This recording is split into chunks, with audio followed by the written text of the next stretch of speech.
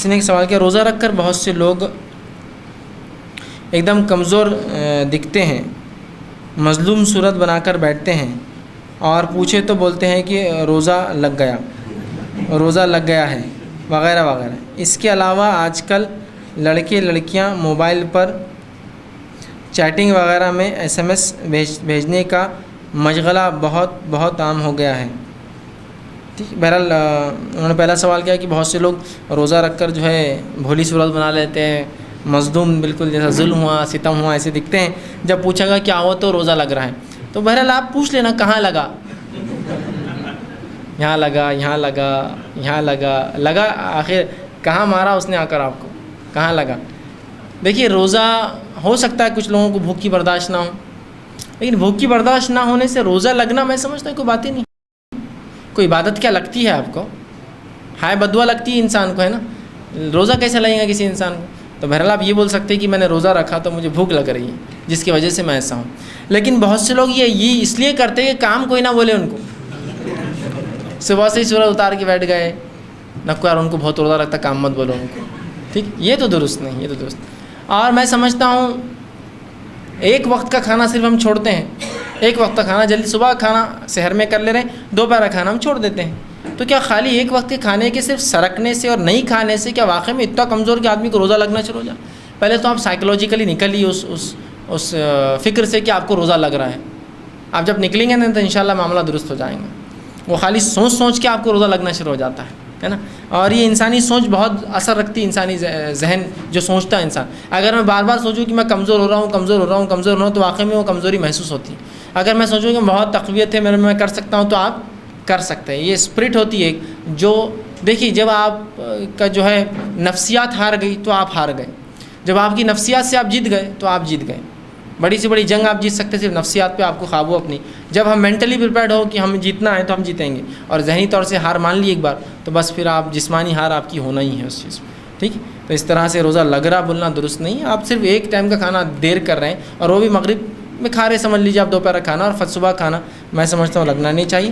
بہرحال ہو سکتا ہے کچھ لوگوں کو جن کو کھانے کی عادت ہو یا جسم ان کا ساتھ نہ دیتا ہوں کہہ سکتے ہیں، لیکن کم از کم صورت بری تو مت بنائے، ہنستے رہیے، آپ خوش رہیے اس کے اندر۔ یہ بول سکتے ہیں کہ مجھے روزے میں تکلیف ہوتی ہے، کھانے کی شدت، بھوک کی شدت، فلاں مسئلہ، لیکن روزہ لگ رہا میں سمجھتا ہوں کوئی چیز ہے تو نہیں، ایسا کوئی لگتا تو نہیں ہے روزہ۔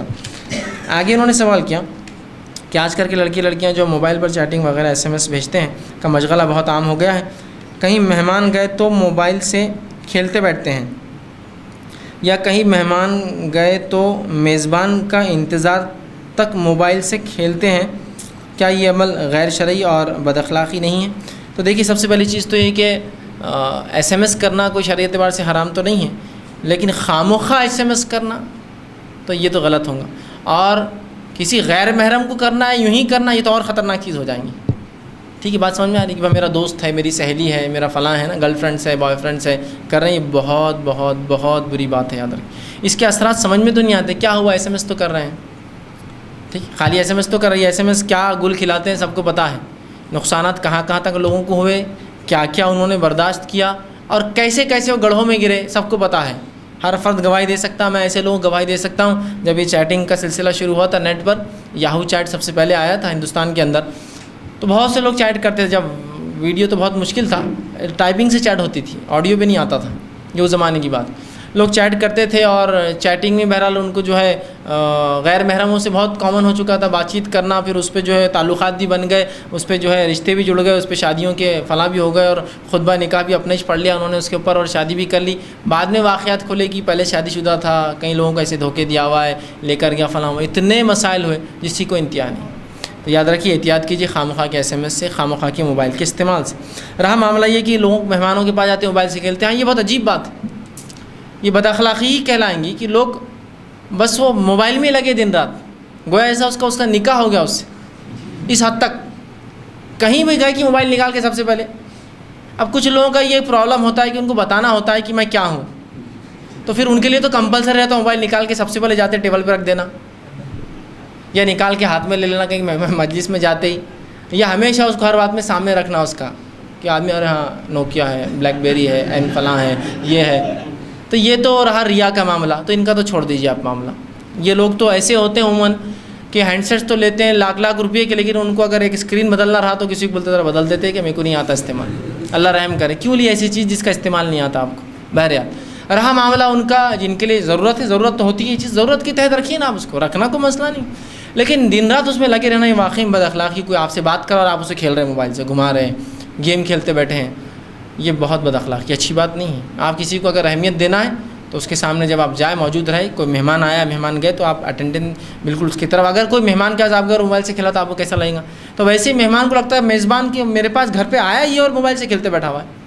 یہ موبائل سے کھیلنا تو گھر پہ جا کھیلتے رہو، آپ آئے کیوں ہیں سب سے پہلے سے؟ یہ واقعی بد اخلاقی ہے. اور اس حد تک لوگ اس بد اخلاقی میں ہیں کہ ہر شخص بس جس کے پاس موبائل ہے کہ اس میں لگا ہوا، دن رات اس میں لگا ہوا، بس کچھ نہیں جم رہا تو ایس ایم ایس کر رہا، کچھ نہیں جم رہا تو ایس ایم ایس پڑھ رہا، کچھ نہیں جم رہا تو کچھ تو بھی حساب کر رہا، گیم کھیل رہا. پکچر بھی آج کل آ جاتے ہیں اس پہ آسانی، تو پکچر دیکھتے بیٹھا ہوا ہے. اب تھوڑا رمضان ہے تو دینی اجتماع چل رہے ہوں گے، پکچر دیکھتے بیٹھا ہوا ہے. تو یہ سب بری بات ہے، یاد رکھیے، اچھی بات نہیں. موبائل کی اہمیت اپنی جگہ ہے، اس کو رکھیے اپنی حد تک، لیکن جب لوگوں سے آپ ملاقات کریں اس کو بازو رکھ دیں، ورنہ انسان کو تکلیف ہوں گی کہ آپ ایک مشین کو اہمیت دیتے ہیں اس کے سامنے، جب کہ وہ انسان خود آپ سے ملنے آیا ہے. اور جب آپ کسی کے پاس گئے اپنے والدین کے ساتھ تو بہت بد اخلاقی ہوں گی کہ یار لوگ بولیں کیسا بچہ ہے لالی والدین نے اٹھا کر، یہ تو چاہتا ہی نہیں تھا ہم سے ملنا، تو موبائل کھیلتے بیٹھا ہوا. حالانکہ موبائل اس کا خود کا ہے، دن رات 24 گھنٹے اس کے پاس رہتا، گھر پہ جا کے کھیلتا ہے. یہ اچھی بات نہیں ہے. آگے وہ رات بھر کمپیوٹر پہ مصروف بلا وجہ رہتے ہیں اور فجر غائب کرتے ہیں. تو یہ بڑی بری بات ہے کہ اگر کوئی رات بھر کمپیوٹر پہ مصروف بتا اور فجر غائب کرے تو یہ تو بہت بری بات ہے. یہ کمپیوٹر تو فتنہ ہے اس کے لیے، ٹھیک. تو احتیاط کریے، تمام چیزیں یاد رکھیے. ایک مسلمان کے لیے استعمال کی چیزیں ہیں، مسلمان اس کے استعمال کے لیے نہیں. مسلمان جو ہے اس کے لیے نہیں بنا، وہ مسلمان کے لیے بنی ہے. استعمال کیجیے اس کی شرعی حدود میں، اس کے بعد جو ہے اس کو آپ جو ہے ترک کر دیے. اس کے بعد انہوں نے لکھا کہ کرتے ہیں بچے سحری میں سستی سے اٹھتے ہیں اور گھر کی عورتیں عبادت سے محروم رہتی ہیں. مطلب بچے سحری میں چونکہ دیر سے اٹھتے ہیں، ظاہر سی بات ہے عورتیں عبادت نہیں کر پاتی، ان کو اٹھانا اور وہ کرنا، تو کوشش کریں کہ وہ جلدی اٹھیں. یا پھر میں کہوں گا ایک ٹیسٹ کر کے دیکھیے، آپ 2-3 دن اٹھائیے مت نا، دیکھیے کتنے جلدی. پھر 3 بجے سے اٹھ کے بالکل ایک دم تیار بیٹھا رہیں گا، امی کب کھانا بنا رہے میں مدد کر دوں گا آپ کی. اٹھائیے مت 1-2 دن، خود بھوکا رہیں گا. اور یاد رکھیے روزہ چھوڑتا ہے تو اپنا روزہ چھوڑتا ہے، اپنی عبادت ضائع کرتا ہے، اپنا گناہ اٹھاتا ہے. یہ فرض تو نہیں کہ آپ ان کو بار بار اٹھانے کی کوشش کیجیے، نہیں اٹھتے تو چھوڑ دیجیے. 1-2 روزوں کے بعد انشاءاللہ خود پہلے سے وقت سے پہلے اٹھ کر بیٹھ جائیں گا وہ بچہ، ٹھیک. عورتیں عبادت سے محروم رہتی ہیں، گھر کا کام اور خدمتوں میں عورتیں بہت مجبور ہو جاتی ہیں، اسپیشل عبادت سے محروم رہ جاتی ہیں. تو ٹینشن بڑھ جاتا ہے. ہم اس معاملے میں کیا کریں؟ تو دیکھیے ایک بات میں آپ سے کہتا ہوں، جو آپ خدمت کر رہے ہیں گھر والوں کی، جو آپ کھانا بنا رہے ہیں، جو آپ سحر تیار کر رہے ہیں، جو آپ بچوں کی پرورش کر رہے ہیں، جو آپ بچوں کے کپڑے بدلانے، کپڑے دھونے، گھر کے جھاڑو برتن میں وقت لگا رہے ہیں، یہ بھی عبادت ہے. یہ عبادت سے مستثنا نہیں ہے. تو آپ یہ مت سمجھیے کہ ہم عبادت سے محروم، یہ سب بھی عبادت ہے. ہاں رمضان میں مخصوص نمازیں ہیں، قرآن کی تلاوت ہے، آپ جتنا ہو سکتے کریے. اس کے ساتھ یہ کام بھی اس لیے کہ تمام صحابیات یہ کام کے ساتھ عبادت کرتی، کوئی بھی رمضان چھوڑ نہیں دیتی. تو آپ بھی اگر یہ کر رہے ہیں تو یہ بھی عبادت ہے، یہ بھی زندگی کا ایک معمول ہے. جیسا کہ مرد دن میں کام کر رہا تو کیا یہ سوچے کہ یار میں کام کر رہا ہوں رمضان کی عبادت جاری نہیں، کام بھی عبادت ہے. اسی طرح آپ کا یہ کام بھی عبادت، اللہ آپ کو اس کا اجر دیں گا. کوشش کریں کہ اس کے ساتھ جتنا وقت ہو سکے اب نکال کر عبادت کریں.